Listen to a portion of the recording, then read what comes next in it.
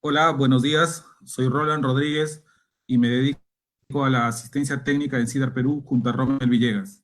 El interés de CIDAR Perú es mantener la línea de capacitación brindando a ustedes, nuestros clientes, herramientas y conocimientos prácticos para el desarrollo de sus actividades dentro de la construcción. Gracias a sus comentarios y sugerencias, nuestro tema para el día de hoy es conocer la correcta estructuración y predimensionamiento de una vivienda. A continuación los dejo con Rommel Villegas, quien desarrollará el tema. Adelante, Rommel.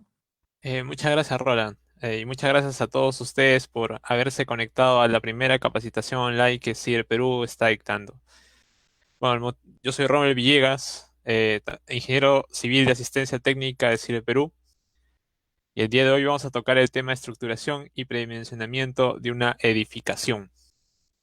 Para poder desarrollar con normalidad toda esta capacitación, por favor, déjenos todas sus preguntas en el Facebook Live que tenemos, ya que tenemos un equipo técnico que estará recopilando cada una de sus preguntas y en la parte final las estaremos respondiendo.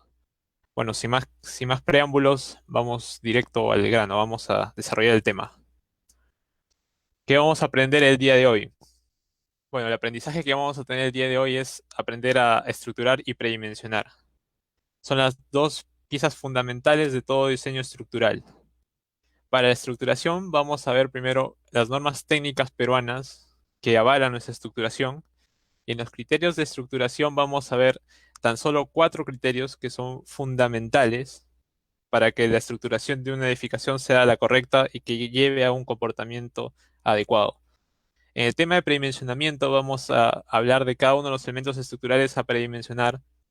Vamos a explicar cuál es su funcionalidad. Vamos a evaluar términos importantes para el predimensionamiento. Vamos a ver las fórmulas que son recomendables para predimensionar un elemento estructural. Vamos a ver un pequeño ejercicio para repasar todo lo que ya hemos aprendido hasta ahí y vamos a ver un último resumen. En la parte final, todas sus preguntas. Comenzando. ¿Qué es una estructuración? Bueno, una estructuración es una configuración geométrica que le damos a una edificación. En ella vemos dónde colocamos cada uno de nuestros elementos estructurales para que la edificación tenga un comportamiento adecuado. ¿Y qué es un predimensionamiento? Un predimensionamiento es colocarle longitudes a nuestros elementos estructurales para que aporten una rigidez exacta a la edificación y tengan un buen comportamiento tanto para cargas de gravedad como para cargas sísmicas. Vamos a ver ahora las fases de un diseño estructural para ya iniciar de lleno en nuestros temas. Las fases de diseño estructural son las que vemos en la presente infografía. Entonces, cuando uno quiere hacer una fase de diseño estructural, lo primero que va a hacer es una estructuración. Tanto el diseño estructural como la arquitectura están indisolublemente ligados siempre. Entonces, cuando nosotros tenemos una concepción arquitectónica o una idea arquitectónica, nosotros empezamos la estructuración. Empezamos a distribuir nuestros elementos estructurales para que ellos queden exactamente para aportar la rigidez necesaria. Luego de tener una estructuración bien definida, pasamos al predimensionamiento. En el predimensionamiento ya le damos los valores longitudinales a cada elemento estructural para que después, a través de un análisis estructural de cargas dinámicas y estáticas, a través tanto de modelos simples como modelos un poco más complejos en las computadoras, en los sistemas computacionales, en softwares, evaluemos las deformaciones que tiene cada una que tiene las deformaciones de nuestros edificios. Una vez que las deformaciones nos hayan salido correctas o no hayan tenido una deformación muy grande o hayan pasado nuestras derivas, pasamos al diseño de los elementos estructurales. Ojo, si nuestras deformaciones no son las correctas, otra vez volvemos al predimensionamiento, a evaluarlo, dar un poco más valores a nuestras longitudes. Y si en caso no pase el predimensionamiento, otra vez vamos a la estructuración y vemos en qué hemos fallado. Quizás hemos puesto mal algún elemento estructural y esto no nos permite llegar a las deformaciones que requiera. Luego eso de que ya haya pasado todo nuestro análisis estructural, hacemos el diseño de los elementos estructurales. Bueno, para ello ya usamos las normas técnicas peruanas según el sistema que estemos usando, el sistema estructural que estemos usando para después elaborar los planos y especificaciones técnicas. El- lo que vamos a abarcar el día de hoy es tan solo el predimensionamiento y la estructuración. Como ven, es la base fundamental para hacer un diseño estructural. Y cuando vamos de falta de ética a la ingeniería estructural, bueno, cuando se habla de ética en la en ingeniería estructural, eso quiere decir que, bueno, últimamente, por no decir en los últimos años, muchos hemos escuchado casos de corrupción. Entonces, ¿eso por qué sucede? Sucede porque existe un gran predimensionamiento, el sobredimensiona algunos elementos y eso es lo que básicamente no queremos. Entonces, ahora como dueños de obra, como maestros de construcción, tanto como ingenieros, ya tenemos la oportunidad de evaluar un proyecto viendo que los valores que le dan los ingenieros estructurales a la edificación sean los correctos. Pasando al tema, para una correcta estructuración y predimensionamiento de un edificio o vivienda, se verifican, ¿no?, los requerimientos del Reglamento Nacional de Edificaciones. El día de hoy vamos a ver tan solo en cinco normas, que es la norma E020 de cargas, o sea que nos especifica las sobrecargas y las cargas muertas que tiene la edificación. La E030, que es de diseño sismorresistente, que nos explica la correcta estructuración para que la edificación se comporte bien ante sismos. La norma E050 de suelos y cimentaciones, que es la que nos especifica qué tipo de cimentación usar de acuerdo al tipo de suelo y el correcto diseño. La norma E060 de concreto armado, que nos especifica el correcto diseño de elementos estructurales de concreto armado. Y la norma E070 de albañilería, que nos explica el correcto diseño y correcta construcción de albañilería tanto confinada como armada. Para entrar muy a detalle al tema, vamos a explicar cómo funciona la filosofía de diseño, cómo funciona una edificación, qué es lo que se busca, ¿no? ¿Qué es lo que se busca para que una estructura funcione correctamente? Lo que sucede en una edificación, bueno, es simple. La vigueta, que es un elemento estructural, transmite las fuerzas de gravedad hacia las vigas. Estas a su vez transmiten las fuerzas de gravedad, su peso, a las columnas o pilares. Eso le transmiten su fuerza a las zapatas y las zapatas transmiten todo el peso de la edificación al suelo. Es por eso que tanto la ingeniería estructural como diseño está muy ligada a la ingeniería geotécnica. Ahora aquí vamos a hacer una pequeña pregunta para todos ustedes. Por favor, déjenos en los comentarios. ¿Por qué solo la parte inferior de la vivienda sufrió daño? Ya para entrar de lleno al tema de estructuración. Esta es una foto tomada en el 2016 en Ecuador después del sismo en Ginges y Pedernales.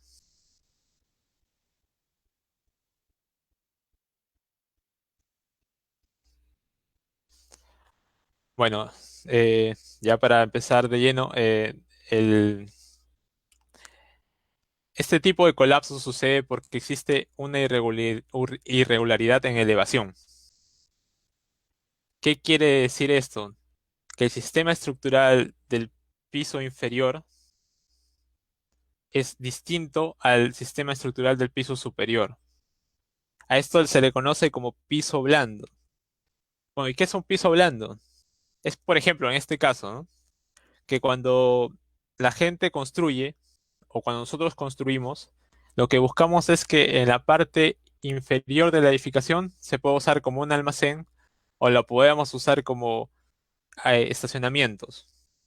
Entonces lo que se hace es colocar en el primer piso, como es en este caso, un sistema estructural basado en columnas y vigas.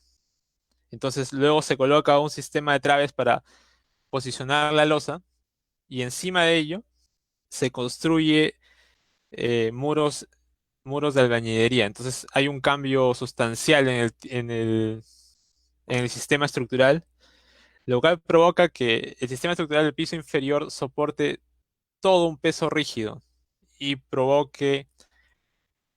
eh, provoque daños en la edificación.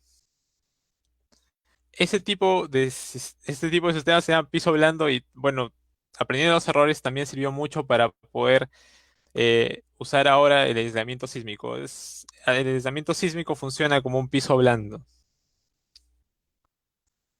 Para verle los criterios de estructuración en una vivienda, solo hemos tratado de simplificarlo en cuatro criterios. Hay muchos más, pero solo vamos a tomar cuatro en esta charla online.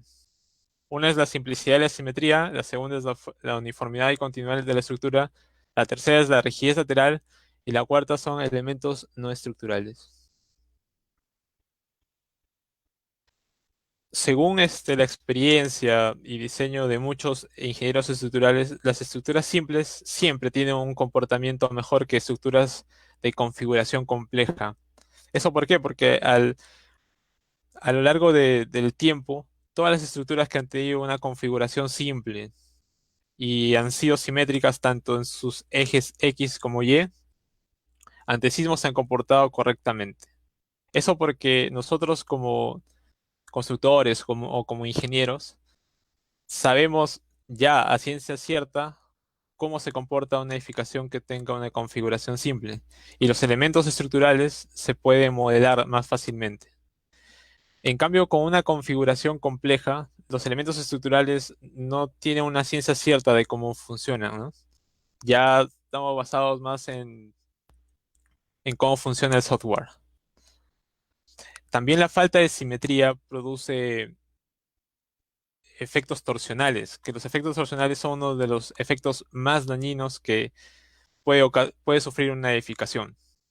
Por ejemplo, tenemos en la fotografía del lado derecho cómo es un efecto torsional, qué daños le provoca a una edificación, y eso es lo que se trata de evitar. Es por eso que una configuración simple es el alma para que una edificación se comporte muy bien ante sismos, ante fuerzas sísmicas.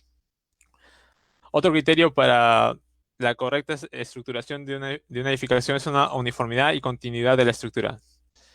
Es aquí como, por ejemplo, cuando hablamos del piso blando, ¿no?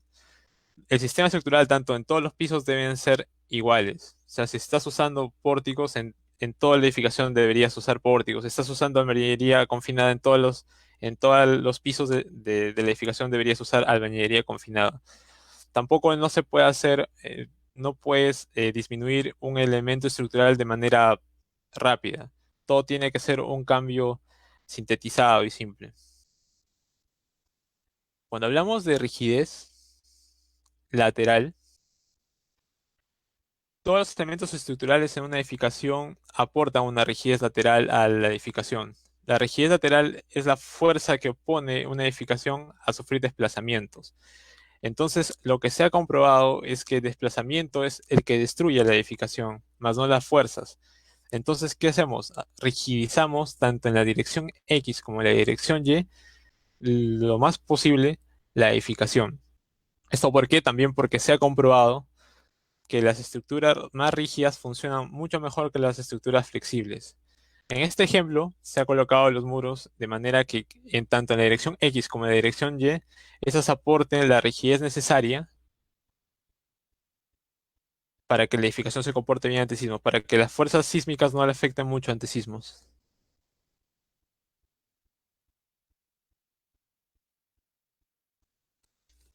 Los elementos no estructurales.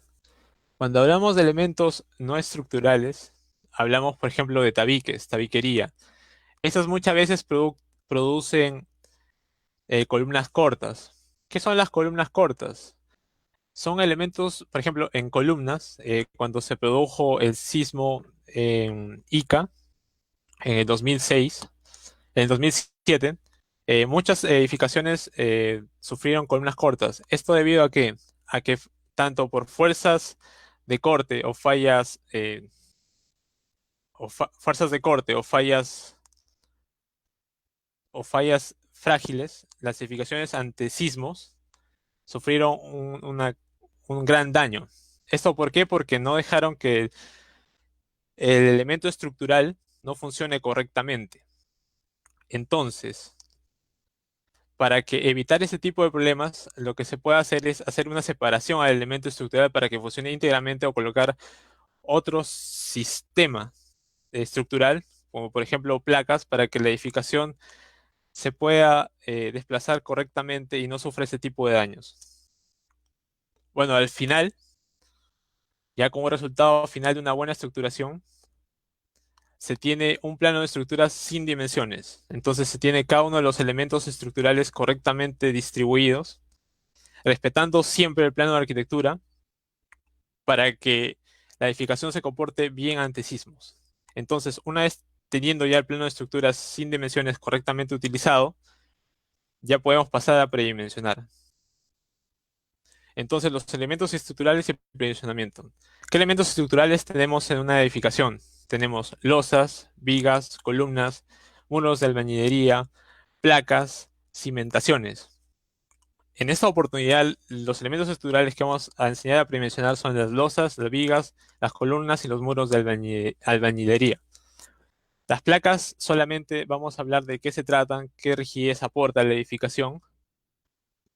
Y de las cimentaciones no se va a hablar en ese tema, en esta capacitación online, pero tal vez en las próximas podríamos hablar, porque ya requiere un conocimiento un poco más grande de esfuerzos en el suelo y capacidad portante para poder dimensionarlas. Entonces aquí, por favor, quisiera que todos en Facebook nos digan cuál de estas dos vigas, la de 0.40 por 0.25, la viga B2 de 0.25 por 0.40, resistirá más carga. Por favor, espero sus comentarios. A ver, ¿cuál de estas dos vigas soporta más carga?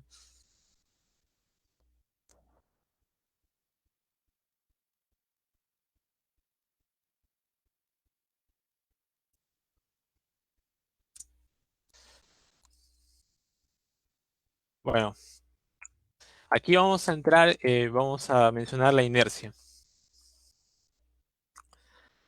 La inercia es una escala con la cual se mide cuál elemento estructural aporta más rigidez. En este caso, la viga B1, que es una viga chata, tiene menos inercia que la viga B2, que es una viga peraltada. Entonces, ¿a qué llegamos aquí? A que el elemento estructural que tiene más inercia es el que más resiste. Entonces, si calculamos la inercia de la viga B1, esto sería 0.4 por 0.25 al cubo entre 12, y la viga de B2 que sería 0.25 por 0.4 al cubo entre 12.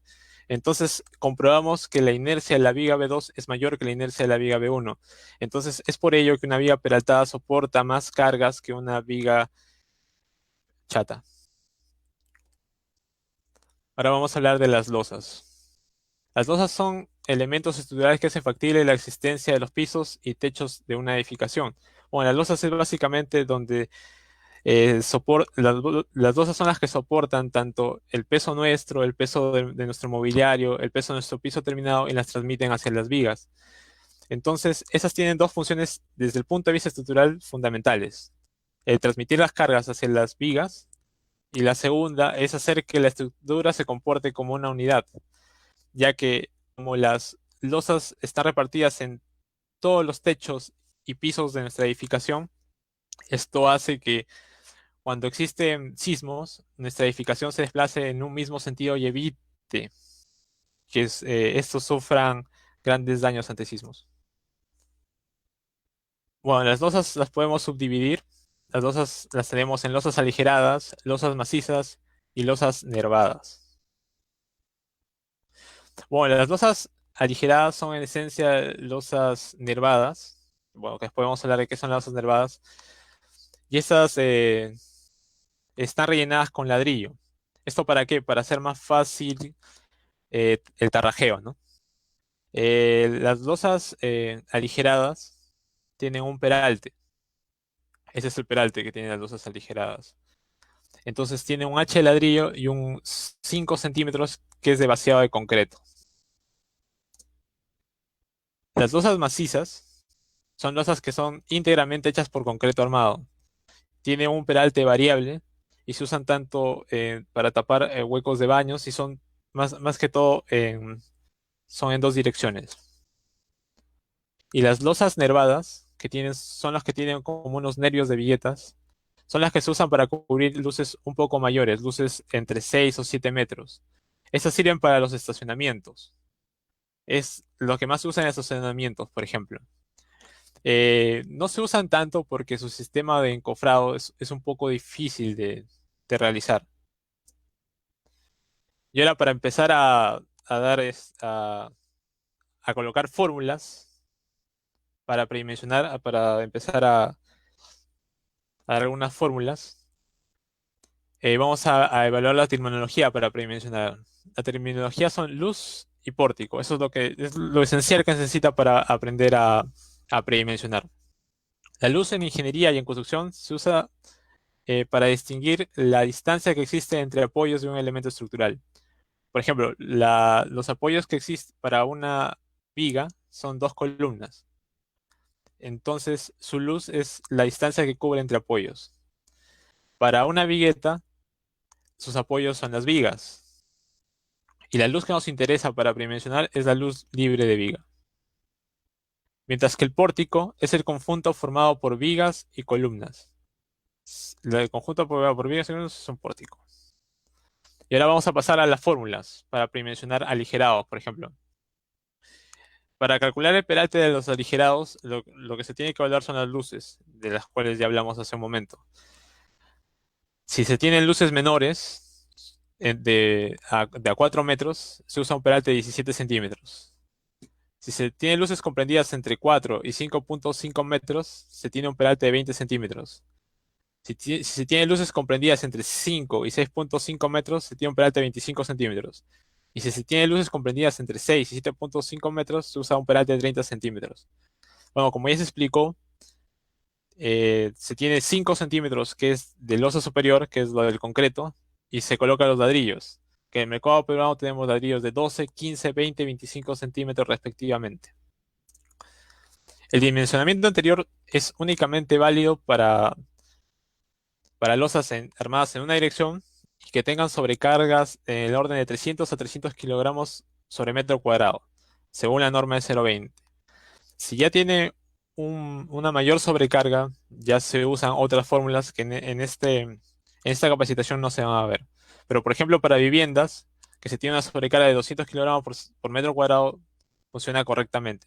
Pero si ya queremos hacer un predimensionamiento de una sala de almacenaje, de una biblioteca, donde las sobrecargas están en los 750 kilogramos por metros cuadrados, nuestras formas anteriores ya no servirían.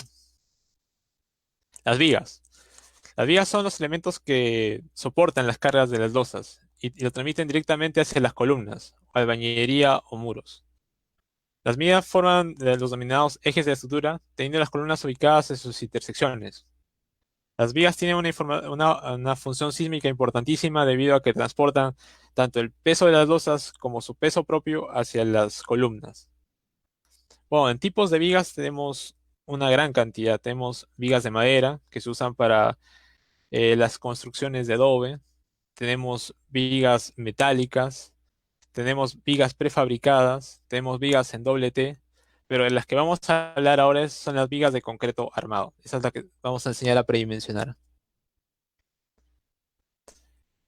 Las vigas pueden ser peraltadas, confinadas o chatas, dependiendo de su altura o peralte o del sistema estructural que funcione. Las vigas de confinamiento, por ejemplo, son vigas que se usan en la albañilería confinada. Son las vigas que usamos para rodear a los muros para que se comporten bien ante sismos. Las vigas peraltadas son las que tienen ya un peralte mayor. El peralte es esta longitud de aquí. Y las vigas chatas son las que tienen un peralte de la altura del aligerado. Bueno, como ya hemos evaluado anteriormente por la fuerza de inercia, la viga peraltada soporta más cargas y tiene menos deflexiones que una viga chata, ya que la viga chata únicamente se usa para cargar tabiques. Para hacer un predimensionamiento de vigas, las vigas se dimensionan generalmente considerando un peralte del orden a un décimo o un doceavo de su luz libre. Entonces lo que se mide es la distancia entre apoyos de columna a columna, se calcula la luz y se divide entre 10 a 12, dependiendo. Si nosotros ya tenemos unas luces mayores, ya podemos ir reduciendo el peralte, considerando hasta un coterceavos si ya las bases la mitad de los peraltes. En la norma peruana de concreto armado, se indica que las vigas de ancho mínimo 25 centímetros, o sea, en las vigas peraltadas, lo mínimo que sugiere la norma E060 son de 25 centímetros. Pero si para vigas chatas esto no incluye porque esas no son parte de pórticos, por ejemplo, y no son sísmicas. Entonces en vigas chatas sí podemos usar un espesor entre 15 a 20 centímetros. Las columnas. Las columnas son elementos principalmente sometidos a esfuerzos de flexocompresión. ¿Qué quiere decir esto? Que las columnas soportan tanto cargas axiales, que son el peso de toda la edificación, así como cargas de flexión que transmiten las vigas. La sección transversal de la columna depende de la magnitud de la carga vertical y tanto de los momentos. O sea, a más altura tenga la edificación, las columnas van a tener una mayor área. Para poder predimensionar una columna, necesitamos saber qué es un área tributaria. Bueno, primero tenemos que diferenciar el tipo de columnas que se presentan en una edificación. Tenemos columnas centradas, tenemos columnas excéntricas y tenemos columnas esquineras. Entonces aquí calculamos el área tributaria. El área tributaria se calcula entre la distancia de columna a columna, se hace una marca, distancia de columna a columna se hace una marca, distancia de columna a columna se hace una marca y distancia de columna a columna se hace una marca. Se traza un área y eso se llama el área tributaria. Como podemos ver en la siguiente figura, en la figura del lado derecho, tenemos el área 1, es el área tributaria de columna excéntrica, una columna excéntrica. Tenemos el área 2, que es otra área tributaria de una columna excéntrica. Tenemos el área 3, que es el área tributaria de una columna centrada. Y tenemos el área 4, que es el área de una columna esquinera. Y las fórmulas que usamos para predimensionar una columna, si es una columna central, como ya hemos visto hace un momento, el área de la columna se obtiene al dividir el peso de servicio entre 0,45 por el esfuerzo de compresión del concreto. Y para columnas que son excéntricas y esquineras, el área de la columna se obtiene al dividir el peso de servicio entre 0,35 por el esfuerzo de compresión del concreto. El P de servicio es el área tributaria que la vimos hace un momento, multiplicado por una tonelada por metro cuadrado. Y el F'C, que es el esfuerzo de compresión del concreto, depende tanto del número de pisos de la vivienda. Entonces, si nosotros solo queremos, por ejemplo, predimensionar una vivienda de 1 o 2 pisos, el F'C es 175 kilogramos sobre centímetro cuadrado. Si ya estamos predimensionando un edificio de 5 o 6 pisos, el F'C en la mayoría de casos son 200 kilogramos por centímetro cuadrado. Para muros de albañilería, según el artículo 19 de la norma E070, lo que buscamos es calcular el espesor del muro. Para calcular el espesor, lo que hacemos es medir la altura del muro de albañilería y esta se le divide entre 20. Esto es más que todo para las zonas 4, 3 y 2 de vulnerabilidad sísmica, o sea, la parte costa y la parte sierra del Perú. Para la parte selva, que está muy cercana al Brasil, podemos usar espesores del orden, la altura del muro entre 25. En el mercado peruano, para los muros de albañilería, básicamente encontramos los muros portantes de 18 huecos. Bueno, y también tenemos que saber que los espesores estructurales que se usan son los de 13 centímetros y 24 centímetros. Las placas. Bueno, las placas son muros de concreto armado íntegramente, que dada una mayor dimensión en una dirección, aportan una mayor rigidez lateral. Son muy utilizadas ya cuando hablamos de edificios de 5, 6, 7, 8 pisos. Entonces, como proporciona una gran rigidez, proporciona una rigidez más grande que las del sistema de pórticos. Acá vemos una placa que se usa para, por ejemplo, ascensores, ¿no? Siempre alrededor de un ascensor se coloca una placa o alrededor de una escalera. Ahora pasamos a lo que es un diseño estructural. Una vez ya terminada la estructuración y predimensionamiento de la edificación o vivienda, se diseña la cantidad de acero que cada elemento estructural debe poseer. Esto ya lo evalúa un especialista. Para calcular el acero, primero se hace el análisis. El análisis se hace en programas de computación ahora, como el ETABS, SAP 2000 el SAFE, el Tecla, el Midas, dependiendo a lo que guste cada ingeniero estructural. Por ejemplo, acá damos un ejemplo de viguetas ya diseñadas, con barra corrugada de acero. Por ejemplo, para una vigueta de 20 centímetros, o sea que tiene un ladrillo de 15 centímetros y 5 centímetros de vaciado de concreto, tiene un peralta de 20 centímetros. Para esas luces, luces entre 3, 4, 3,5 metros, se usa esta distribución de acero. O sea, el diseño estructural busca llegar a esos tipos de planos. Eso es eso es una distribución de acero para un sistema estructural de mañanería confinada. Y al final se obtiene también un plano de estructuras completamente diseñado. Ese es un plano de encofrado típico. Como podemos observar, es simétrico, como se recomienda la estructuración. Tiene, tiene elementos estructurales que aportan rigidez tanto en la dirección X como en la dirección Y, como podemos observar. Entonces, es un plano que ya está completamente terminado y listo para la construcción. Vemos las columnas, los muros de albañilería, las vigas. Un breve repaso para ver qué es mala estructuración y construcción y un breve repaso para ver qué es buena estructuración y construcción. Bueno, una mala estructuración y construcción son muros que son demasiado largos, ¿no? Que no hay una cantidad, que los vanos o ventanas no están alineados, por ejemplo. Los que tienen muchas aberturas, como se mencionó, que no son simétricos, que no tienen juntas uniformes. Muchas veces, muchas personas construyen la cimentación sobre rellenos sanitarios y no sobre suelos firmes. También son los que tienen voladizos, muros sin columnas de amarre, por ejemplo, que tienen aberturas muy grandes. O sea, esto ya no genera que la edificación se comporte bien ante un sismo, porque ya no existe aquí una continuidad que la haga comportarse rígidamente.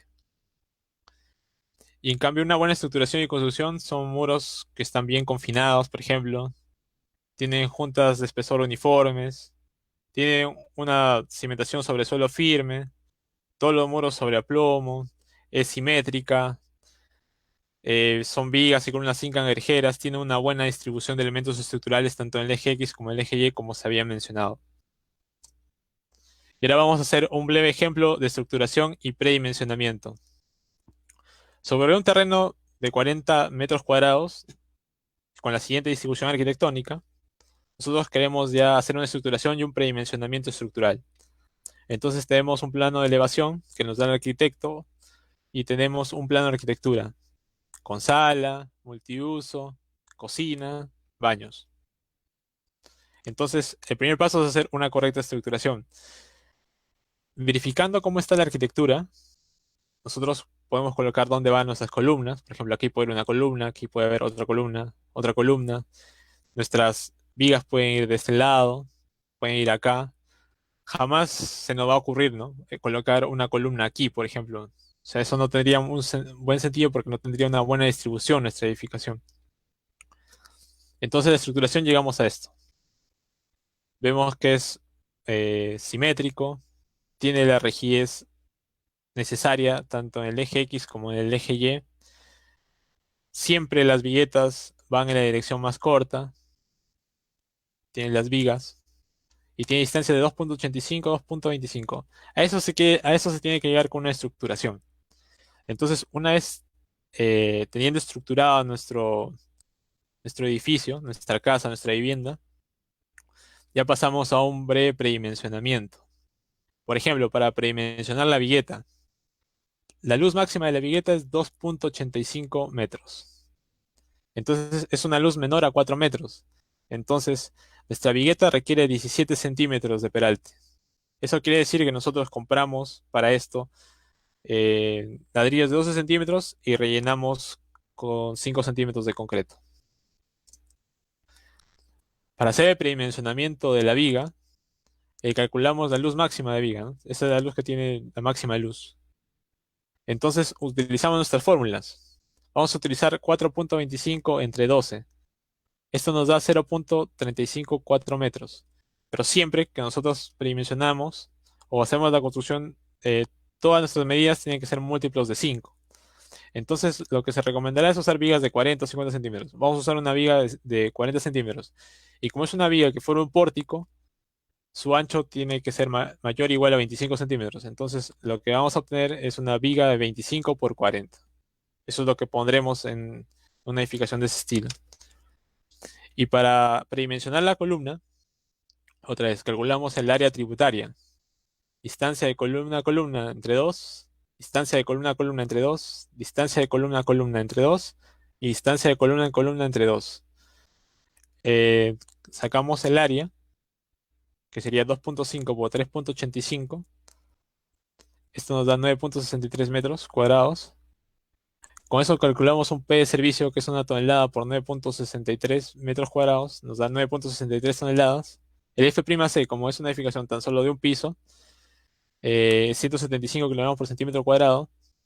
Pasamos las toneladas a kilogramos, 9.630 kilogramos. Esto lo dividíamos entre 0.35 por su F'C y nos da 158 centímetros cuadrados. Le colocamos una columna de 25 por 25 porque en el concreto armado la columna sísmica, o sea, según la norma de 0.60, la columna tiene que tener un ancho mínimo de 25 centímetros.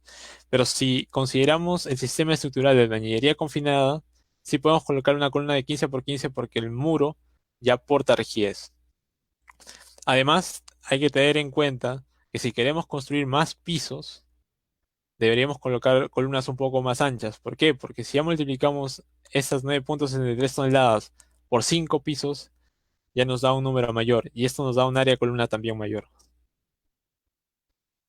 Como repaso final, vamos a ver que la estructuración necesita simplicidad, necesita simetría, necesita una continuidad, una buena rigidez que aporte cada uno de los elementos estructurales y tenemos que tener que los elementos no estructurales no nos formen columnas cortas o dañen nuestra edificación de alguna manera. En los predimensionamientos hemos aprendido a predimensionar viguetas, que es calcular básicamente la altura que va a requerir nuestro ladrillo. Cuánto va a ser el peralte de una viga, si es una viga peraltada, una viga de confinamiento o es una viga chata. En columnas igual hemos aprendido a calcular el área. En muros de albañilería hemos aprendido a calcular el espesor de cada muro de albañilería confinada. De cimentaciones no hemos hablado mucho, pero sabemos que es uno de los elementos estructurales más importantes porque es el que recibe la carga de toda la edificación y la traspasa al suelo.